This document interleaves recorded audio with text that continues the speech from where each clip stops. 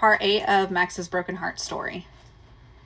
So I'm diagnosed with pre-eclampsia on April 27th. So a month before Max's due date. Each week that we make it, another week, we would celebrate because our goal was to make it to 34 weeks. Once we made it to 34 weeks, our next goal was 36 weeks. I'm diagnosed with pre-eclampsia, but it's mild pre-eclampsia when I'm diagnosed with it. I think my blood pressure was maybe in the 130s. I run like 110, 112 at the most. So I was in the 130s, and because I had protein in my urine, they went and I had the headache, they diagnosed me with pre-eclampsia. So we take it easy. Now, mind you, I'm also on restricted movements, I guess. I'm not necessarily on bed rest, but my doctor did not want me walking a ton. He didn't want me picking anything up. He wanted me to take it as easy as possible and not try to encourage labor to get more intense, because remember, I'm having contractions this entire time still. Every single time I went in for my non-stress test and my follow-up appointment, like my ultrasounds, they would measure me for contractions, and I was continually having them, and they just wouldn't stop. So I was very grumpy and I was very uncomfortable. And now I had preeclampsia on top of it. Well, I also had an anterior placenta, and there were all of these things that I was told might happen to me. There was a very high chance that I would bleed out during birth. So they had to prepare for me to make sure that I would be there with enough time for them to care for me the way I needed to be. So 3 days later, I am feeling more sick. Now I had been checking my blood pressure every morning and every night and recording it, and just making sure that I was doing what I was supposed to be doing to keep an eye on my preeclampsia. I had texted my mom on Sunday in the morning and told her, I'm not feeling very well. My blood pressure's getting higher. I'm in the 140s, higher 140s. And they told me to go in at 150 plus. So my mom was asking me if she thinks that I should, if I thought that she should come up, and I told her I didn't know.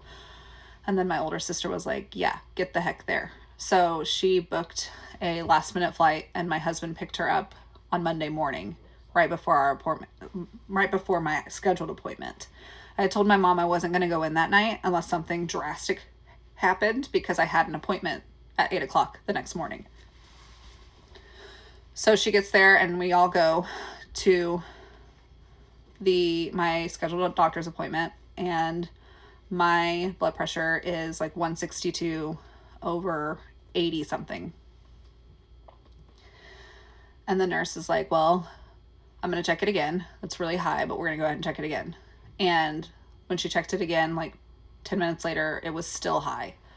So instead of doing our normal appointment routine, they told me I needed to get admitted.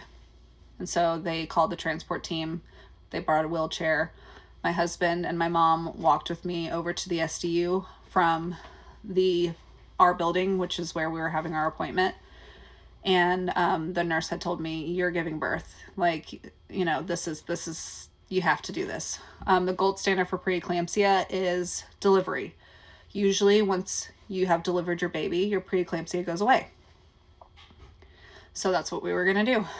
I had already been dilated 3 centimeters for over a month. I had already been having contractions. So in our opinion, at least in my opinion, it wasn't going to take very long.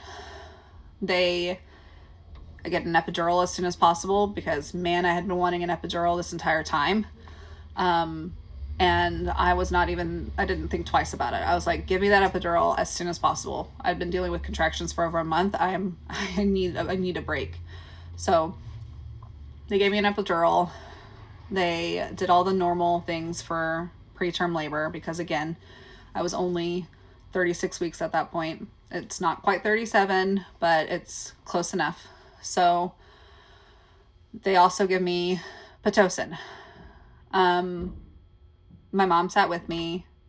My husband was there too, but I was not progressing in labor at all. I think I had only progressed to 4 centimeters after like 6 hours.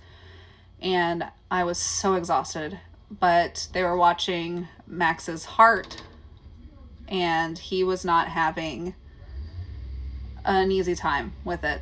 The Pitocin was definitely making him decel so his heart rate would slow with each contraction. And so they pulled me off of Pitocin, gave me an hour break, and then put me on a lower dose of it. And again, he still was not doing a good job with it. So they decided that I need to go ahead and go in for an immediate C-section because, again, my blood pressure is getting high. It was staying high. I was still sick. I still couldn't see out of my left eye very well, and Max was not doing well with the contractions. So they prepared 2 pints of blood for me, and they moved me over to the operating room. And my sweet nurse, Kelly, she wanted to make it as peaceful as possible because she knew that was a huge deal for me. But again, this was a very stressful situation. I had never had a C-section before. I was not prepared to have a C-section. I was scared that I might die because there was a very high risk that I could bleed out. And I was scared that I wouldn't get to see Max when he was born. I was scared that Max wouldn't make it. There were all of these things. So she had, and when you have a C-section, you have to be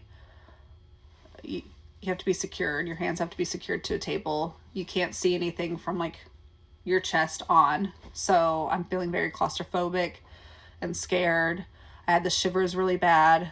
The amount of anxiety I was going through, it's hard to even explain.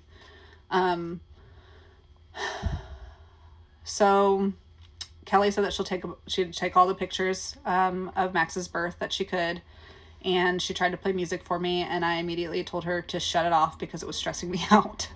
And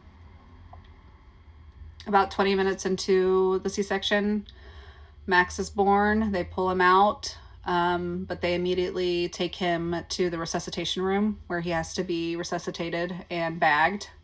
They were able to get him stable, and they did all of the normal newborn checkups. Eric had followed him into the resuscitation room and stayed with him. And then they wrapped him up and they brought him to me for about 30 seconds. I got to talk to him and kiss his cheek and rub his cheek with my hand, and then they turned around and took him right up to the PCICU.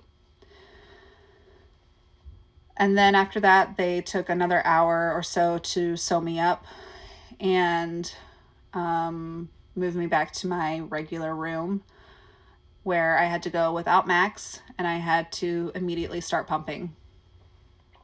Eric had continued with Max up to his bedroom and stayed with him while he got settled, and then he came back down to give me an update. And then my mom went up there to see him. So that is everything up to birth. And then I will start another set of videos regarding Max's life. Thanks for watching.